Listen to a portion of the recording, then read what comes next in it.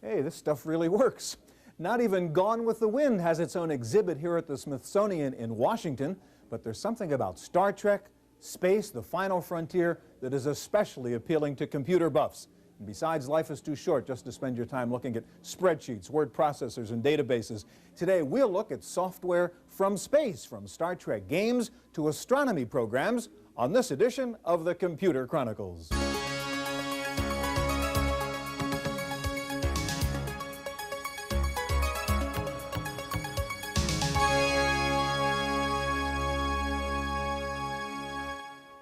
Computer Chronicles has been made possible in part by PC Connection and Mac Connection, mail-order software and hardware peripherals for the PC and the Macintosh, and the Software Publishers Association, providers of educational materials to help manage software. Don't copy that floppy. Welcome to the Computer Chronicles. I'm Stewart Cheifet, and with me this week is Glenn Rubenstein. Glenn's a high school sophomore, but also a video game analyst, a computer columnist, etc. We're taking a look at spacey kind of software here, Glenn. As a matter of fact, what we have up here on the computer, I don't know if you've seen this, it's a terrific piece of shareware called STS Orbit for those of us who would wish we were astronauts and like to monitor space shuttle missions. And here, in fact, we're monitoring the STS-29 Discovery mission, and we can see the shuttle actually blinking there in the circle over the Atlantic. We're just about 15 minutes or so into the mission. We see our frame of reference over there here in the San Francisco Bay Area, the orbit of the sun, the first three initial orbits of the Discovery shuttle itself, all the numbers at the bottom. A neat piece of software. And as we see here, zillions of games. I mean, you said, what, 25 or more Star Trek games out there, all kinds of space games. This one from the Apple II goes back years and years, brand new, an actual shuttle simulator we have. Glenn, what is it about space stuff and Star Trek and all that that correlates so much with computer hackers? As it's been said, space has been one of man's greatest fascinations. And today, with the technology we have, with the great graphics, sound, and mass storage we have available, you can fully experience it on a computer. It's almost like virtual reality. It's like being there for those of us that, can't go up on the shuttle. Right. Well, Glenn, we're going to take a look at some of the best space adventure games out there. We'll also look at some serious astronomy software if your interest in space goes beyond just role-playing. Now, for amateur astronomers, the personal computer has been a godsend, and an organization called the Santa Barbara Instrument Group has developed a dedicated astronomy package called AutoGuider that has revolutionized the way you use a telescope. Here at Stanford University, students spend hours at this observatory learning about astronomy. But in addition to looking directly into the telescope, they are now using the AutoGuider technology coupled with a CCD imaging camera to observe more details than they could ever see with the naked eye. You can see additional details using a CCD in that it's much more sensitive than your eye, certainly, and because it's a digital instrument, you can use software that takes advantage of this digital nature and can bring out very subtle details. After finding the coordinates for Jupiter, the students plug the data into the ST4 auto tracker. They check to make sure the telescope is focused, and then they hook up the CCD. Over at the computer, the students can set the exposure time. The Santa Barbara Instrument Group system comes with a utility program that lets you manipulate or process the captured image. The auto tracking feature locks onto an object and follows it automatically. The ST4 has an auto tracking feature which allows it to take the place of manual tracking, inserting it into a guide scope and permitting the appropriate software to control the telescope allows you to take very long exposure pictures without actually having to be there. And the result is much better than a human can do. The technology for Star Tracker isn't new, but the price point is any PC user can add on the ST4 system for less than $1,000. Amateurs can now afford to have an instrument that only professionals could have 15 years ago. For the Computer Chronicles, I'm Maria Gabriel.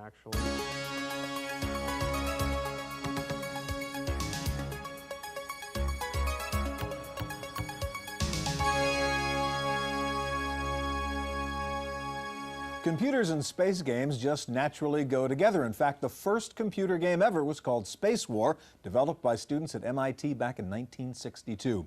Here to show us their favorite space games are Glenn Rubenstein again, and also with us Ben Calica, a computer writer. Ben, what's a good space game to you? Glenn told us there are 25 Star Trek games out there. What's a good one? I think that a good space game is determined by the same thing that determines a good book. You get a great plot and you get some great action. It's really interactive fiction, storytelling. Yes, absolutely. All right, speaking of that, Star Trek V is the first game you're going to show us, based on the movie, I guess? Based on Star Trek V, follows Okay, the same plot. how's it As you work? can see, all the crews here, we've got Spock, McCoy, Sulu, Chekhov, Uhura, and Scotty. And right now, I'm going through a wormhole. And as you can see, I died. Yeah, so you're Kirk, you're running the Enterprise, and yeah. you're talking to all these guys and so on. see, There's the- Bad hull damage. So Okay, let's go to number 2 now of your picks, which is Space Quest 4. Space Quest 4. Of all the space games ever, the Space Quest series has always been the most popular. And that's because, of the storyline and also the fact that they're very humorous type games. They have a great parody element. And also simply the great graphics, the great detail that's put into the game. All right, so here's Space Quest 4. Okay, we're skipping and in what's the the story here, Glenn? Okay. In this game, you're being followed by the sequel police. As you can see up there, it says Space Quest 12. You've gone through a time ripple. See, right there, your character, Roger Wilco, who's a space janitor, falls out, and he's again got to save the universe from destruction. And so we're landing on this mystery, desolate planet here of some sort. And as you can see, it looks just like a science fiction movie. It's very futuristic, very... And you can roam around, move your character around, and explore the usual kind of adventure game stuff. Yeah, and as you can see, once you walk forward, as it gets closer. And it's your typical futuristic city, and this game is brand new right now. Yeah, it's really logic problem-solving kind of game, not really a shoot 'em up and that's game. what's good about it. It's not just, senseless action. You really have to think, and it takes a long time to beat it, and it's really worth Okay, it. speaking of great graphics, though, I want you to show us Wing Commander 2. That's your third pick. Okay, oops. Pop out of this So we'll get out of here. Okay, quit. As you quit, it says do something of social value there, right? Instead of playing computer games all day long. Okay, and we have Wing Commander 2 loading up. This is really one of the best flight simulation type games ever. It takes place in space, and the action is just really intense. Okay. As far as the storyline goes, there's an alien race that's inhabited space, and you're part of kind of a federation of planets. And you're at an army base that's in the middle of space, and you must go out, and fly a mission to shoot them down. Okay, and here we are inside our little spaceport. Getting my mission here, I'll just go through this. Okay, a little mission briefing there. You're going to you'll skip past. Okay, is this a little space vehicle we're going to take off now on? this is where the graphics get really great. As you can see up there, climbing into the cockpit. We got the music in the background. And taking off. Almost every PC owner that I've talked to says this is the best IBM game ever. And just by looking at the graphics, you can tell why. Yeah. Okay, now you're in space. So what you're going to do? A kind of space dogfight now? Yeah, you're in a dogfight. You fly around, you shoot. Typical. There's everything you can see, other ships and whatnot. Whoa. Yeah, just shot one of my own men. Now, I'm going to eject here. Okay, things get tough. You can always eject and go do your homework. Yeah. It's just the attention to detail is like something that's never been seen before in an IBM. All right, now, well, speaking of detail, you have a game called Spaceship Warlock on the Macintosh that uses a CD-ROM. It's got great graphics, doesn't it? It's a beautifully detailed game. It was done as a piece of interactive fiction. The person who created it is a gentleman named Mike Sains, who previously had done the first computer-oriented comic book named Shatter. Yeah, and you can see all right, let's the take a look quality at it, Ben. of this. What's happened at this point, this game is much less about saving the universe, much more about saving your own self, your own hide. Where are we? We're on a planet right now. We've been informed by the local police that perhaps it's a good idea that we get off the planet. Okay. We took care of a mugger, which gave us a reward of enough money to buy a ticket. Now we're talking to the spaceport. They're telling us about the different flights that are available. Okay. So let's take a look at Flight 237 and see what this is. Oh yes, the bells is off. That's a spaceship we're going to take to get off this planet That's right. here. That's right. So we're going to a little guided tour. Yes, I think they'll let us know what we're about to pay She's the for. most luxurious ship in the galaxy. Her wall-to-wall splendor is second to none. I'm talking about the great use of famous CD audio. That's right. That's right. You realize, of course, that this is the famous robot leech. Yes, okay. So where do we go from here? Well, from here, we'll take it as written that we've actually bought the ticket. We're going to take a cab to the spaceport. Okay. And we've just been dropped off at the Okay, so spaceport. we've just taken our space We're cab. going to hop in time over to Driven the by a cab. space cab driver, I Right, see. right. And we are definitely going to choose to pay the fare. Okay. I have explored what happens If you Get don't, out of my cab. oh dear, You didn't pay. I didn't pay. Can we recover from this, or we did? I think We're dead, it actually looks like to dead, me. Yes, somehow I've run out of money. All right, Ben, you didn't plan on dying. I realize that. All Can we right, just sort of jump to the yeah, spaceport and pretend we're alive? We'll skip right to Okay. the shuttle that's going to take us up to the Belshazzar. Now, we're going to move in here, get right to the bottom of this elevator shaft. If we hadn't, you can do a lot of different things in the game. If we hadn't already had the ticket at this point, we'd meet this gentleman here who would... The robot. Yes, Okay. who would not be overly happy about it. Your ticket. Not the most So attractive now- flight attendant. I've seen. Welcome aboard. Yes. There's a lot of attitude on this planet. That's part of the reason that it's good to leave. So now we'll go into the Pogo space shuttle. Okay. This is just going to take us from the surface of the planet up to the Belshazzar, which is in orbit. Now notice how the perspective changes. In a lot of games, Yeah. there tends to be this kind of You're always looking at the same view. game attitude. Well, this is much more of an interactive movie, and it uses the different... Right, okay, so there's the countdown to our little shuttle launch. 5, 4, we're looking from the point of view of the person who's sitting in the chair. Right. fire. Looking up. And the G's are sort of making my vision fuzzy. Here is Exactly. what's happening. Exactly. Okay, and what are we going to see next? Now we're going to see what it looks like from the outside. We're flying. Mm-hmm. We are currently flying into space. The attention to detail on this is just remarkable. Yeah, yeah. It's a combination of some beautiful 3D work touched up to create an incredible sequence of animations. When I saw this at first, it reminded me of 2001 in Yeah, the sense that yeah. this is something that has not been done in the CD medium. Well, there's one thing you're going to show me which is even better. Yes. There's a new game coming out, still in development, called Screaming Metal. Yes. And that's got even better motion. That's right. All right, show it to me. This was wonderful, but it was done using existing authoring tools. It was Right. done using directors. So there's Yeah.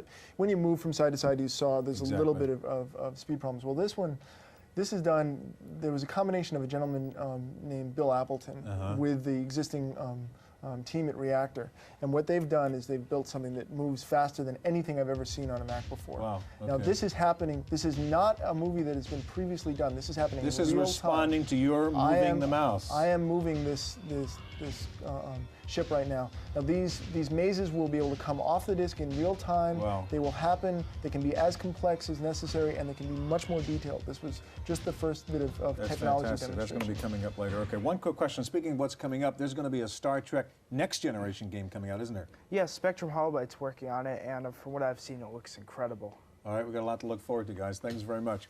Frank Drake has been a leader in the use of computers for space exploration. In fact, he was one of the founders of SETI, the project that uses computers to search for extraterrestrial intelligence.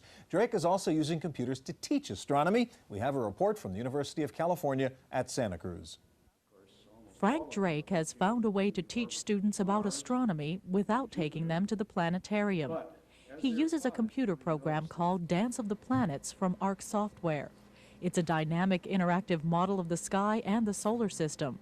When you ask it to present the system of Saturn or the solar system itself, it doesn't look up in a table what the system is, but rather it computes it using basic physics. And this means that you can ask it to do almost anything and it's able to do it. You can tell it, you can invent a comet and say, how would this comet move through the solar system? And it will calculate it. Orbital simulation is what makes Dance of the Planets so interesting. You can type in New Year's Eve in the year 2001 and then view the sky exactly as it will be that night. Or you can look back in time to see how close a comet came to the planet Earth in March 1989. Professor Drake uses a large overhead monitor to display the computer screens to his students. He can teach astronomy and show them the objects in the sky, even on a cloud-covered night. And the use of the computer helps keep his students interested in the subject. The software causes the students to be much more interested. We have to remember that students today are used to going to the movies and seeing spectacular special effects on wide screens. And so when they come to the classroom, they expect to see something like that. And Dance of the Planets gives that sense of vitality. You don't need any fancy hardware to run Dance of the Planets. It'll work on any IBM XT compatible. For the Computer Chronicles, I'm Maria Gabriel.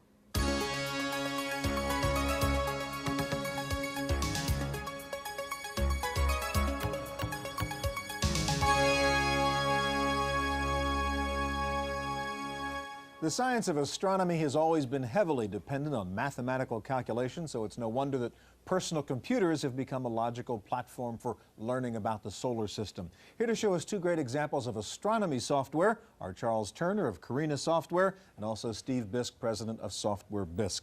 Steve, let me ask you, who is the intended market for this kind of software? Is this professional astronomer or the average guy who's just fascinated by the stars or everything in between? Well, in the past, we geared our marketing towards just the amateur astronomer. But we found that any home with a personal computer now is a good market for this type of product. If you look at the sort of games we were looking at in the first half of the show, there's an awful lot of people that are interested in this stuff. Charles, let's turn to you, and we're not talking about monsters and Star Trek or Star Wars now. This is the real solar system, right? This is a simulation. And your program is called Voyager 2, and what does it actually do? Voyager is a sky simulation. It recreates the sky from any place on Earth or any place in the solar system.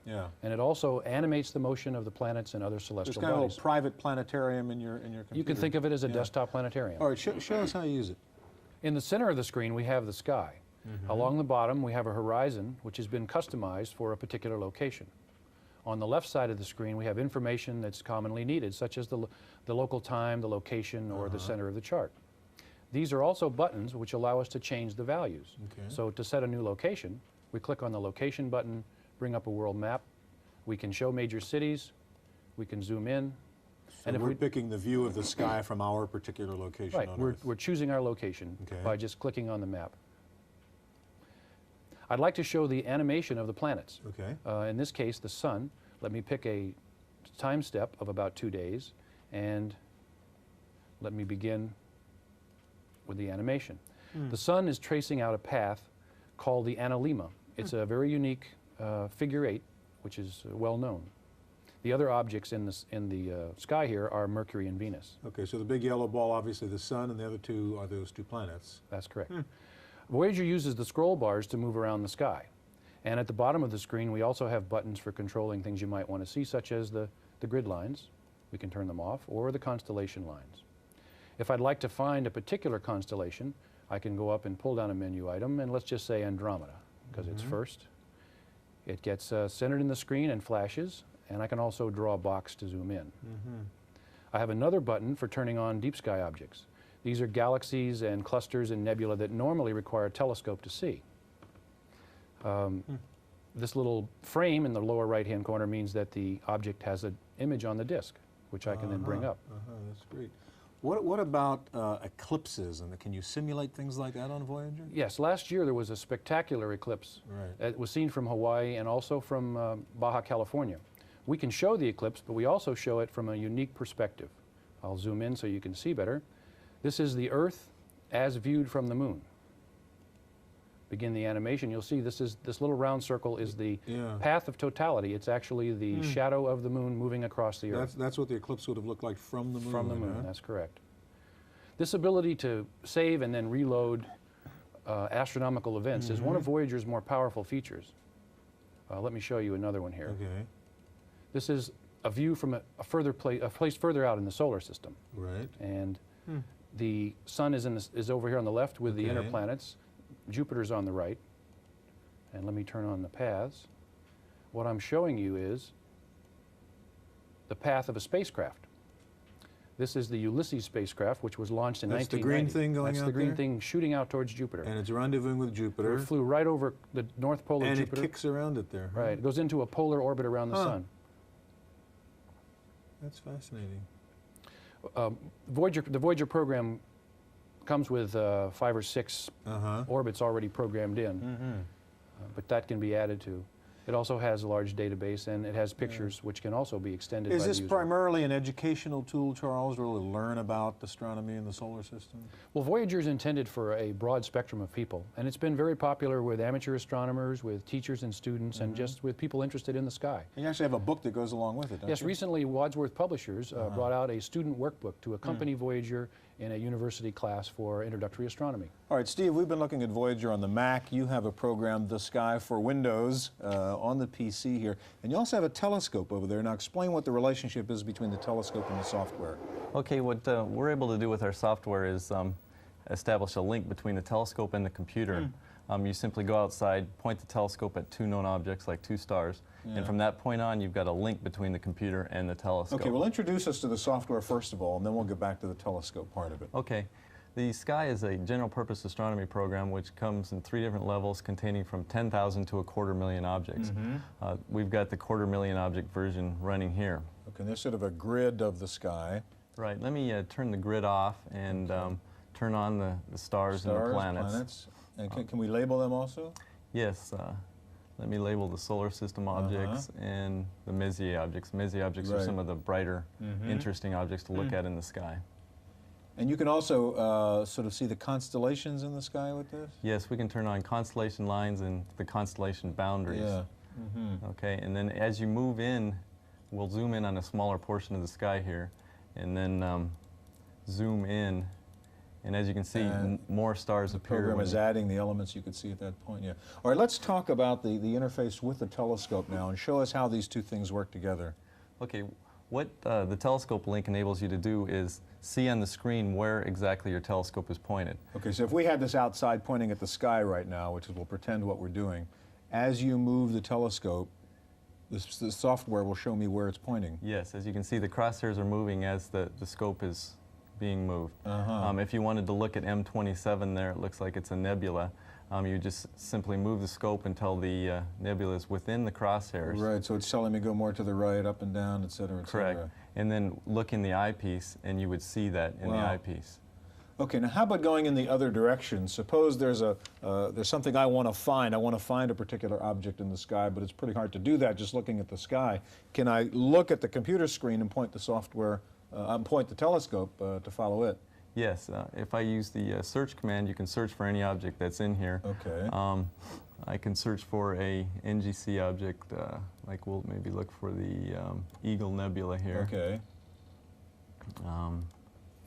Now what we get is a couple of crosshairs on the screen which show you each axis and how to move the telescope. Okay, so we're talking about those green crosshairs and the red crosshairs? Correct. Okay, and you're now moving the telescope to try to get those two sets of crosshairs lined up.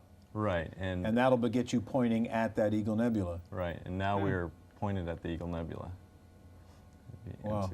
All right, Steve, explain this interface between the telescope and the computer. You've got a little magic black box there, I guess. Yeah, it's quite simple. We've got two sensors on the telescope which sense where the telescope is pointed. They feed that into here. This translates it into a form that can be fed into the computer, and then the computer knows where the telescope's pointed. And I see you have hard copy. You can actually print out what you're looking at on the screen? Yes, you can generate some professional quality star charts. Oh, yeah. Oh, that's great. So whatever you've got on your screen, you just dump it to your printer. They're real nice because they're customizable and disposable. You can take them out in the field, use them, and then get rid of them. Well, it's great stuff, whether it's space fantasy or space science. There's terrific software there. Thank you very much, gentlemen. That's our look at space-age software. We'll be back in just a moment with this week's computer news on Random Access.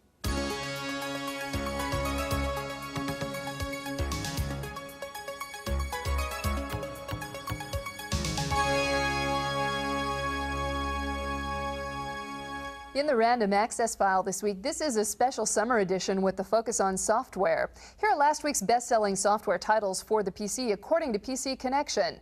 MS-DOS was #1, followed by Stacker 2.0, Approach and After Dark for Windows, and the Windows 3.1 upgrade. Also in the top 10, a Mi Pro 2.0, EMM 386 6.0, WinFax Pro, Windows 3.0, and Symantec's Desktop for DOS. Next up, Paul Schindler and our summer software review.